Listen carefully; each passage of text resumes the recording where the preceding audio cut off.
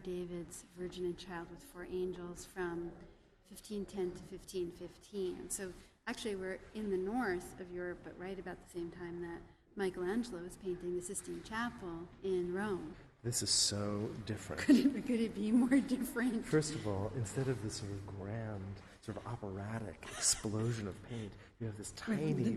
naked bodies. With naked bodies everywhere, that's right. You have this incredibly small, intimate, precise... Very intimate. This what's brilliantly maybe 18 colored, inches tall, a foot wide. With brushwork that looks as if it had been rendered with a single hair. Yeah, a very teeny, the weeniest brush you can possibly imagine, of course, with oil on wood instead of a fresco painting. Creating this kind of luminousness, which is just marvelous. Look at the angel on the right, has this wonderful purple shadows in her blue robe. It almost looks as if it's a kind of velvet as a result. Yeah.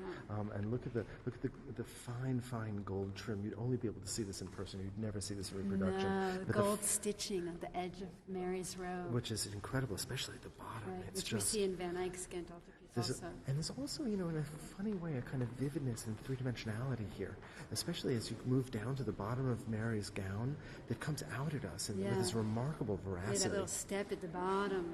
And of course, this is on panel. So it's a really completely different medium, because panel is different than canvas, and of course different than a wall. It's when you're painting with this fine brush, it's this very solid kind of surface, and it allows for this great kind of precision. Right, and didn't they use white underpainting? That's right, to create that kind of luminousness. That would have made the painting, the colors it's a more very luminous. Complicated painting. I mean, whereas Michelangelo, to go back to the Italians for a moment, is really isolating the body, and that's all that's important. So interested in the human body. And everything else is gone. And man not even set in an environment. No, just man. That's right. Whereas here, we have this incredibly complex... The thing that I keep going back to that I can't take my eyes off of is the iris on one side of Mary in the garden just behind her. And it looks like a columbine on the other side of her, that little purple drooping flower. Of course, that is, we're within this enclosed garden, right. This sort of, within this monastic setting, you can see a Carthusian monk on the upper left, just around Mary's right elbow. And that closed garden is... importantly symbolic. Right, the hortus conclusus, a symbol of Mary's virginity. Her that's right, her protected sanctity. So, if you just think about the way that the body is treated here, the body is elongated and idealized and hidden. It's almost completely and the hidden. drapery kind of has this life of its own that's entirely separate from the body. This is not about showing off the body. This is about creating this elegant spiritual figure. And it is about showing off the artist's skill. Very much. I mean, look at those tiny little leaves on the trees. Look at Mary's hair.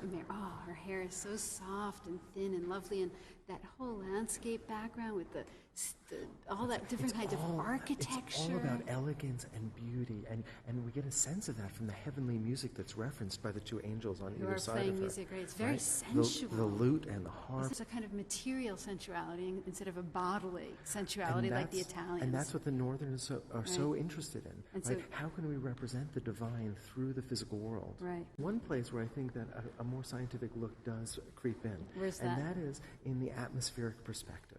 That's true. Right, because here we have these vivid colors in the foreground. I mean, look at that wonderful contrast between the red that Mary wears and the green of the garden. But then as you move back, things get softer in terms of their tonality and bluer. And it's a very successful technique. I mean, we really do feel as if we're moving back into space. There are real references to the place that we're located. That's the city of Bruges, and it's a very particular view. And so a contemporary viewer would look at this and know precisely where they were. And it was wonderful because it places Mary right in their city. Right, like Mary is standing in Times Square. Precisely right. And wouldn't that look sort of odd to our eyes now? But we might not catch that. Because this all just looks old to us. Exactly. We don't catch that it looked in some ways contemporary to. So when we're seeing that cathedral in the background, it's almost as if we see the Virgin Mary in front of a modern building, the Empire State Building. Right. There is the sense then that we're in a kind of spiritual space in the foreground. The garden of the monastery is a kind of intermediary space as we get to the secular space of the city and the modern space of the city beyond. Right. So this was probably owned by a private person I imagine, In and fact, not large enough to be an altarpiece in a church. That's right. Well, and probably, I think we could make a good guess that it's probably commissioned by a Carthusian, perhaps a Carthusian monk. And Since that's what we see in the middle ground. Precisely. And it may have had wings on either side. Very likely, yes. in fact. So we're looking at something that's been probably disassembled. I wouldn't be surprised, in fact, if this central archway had 2 arches on either side of it as a reference to the Trinity. Perhaps with saints on either side or something like that. And it's a marvelous painting.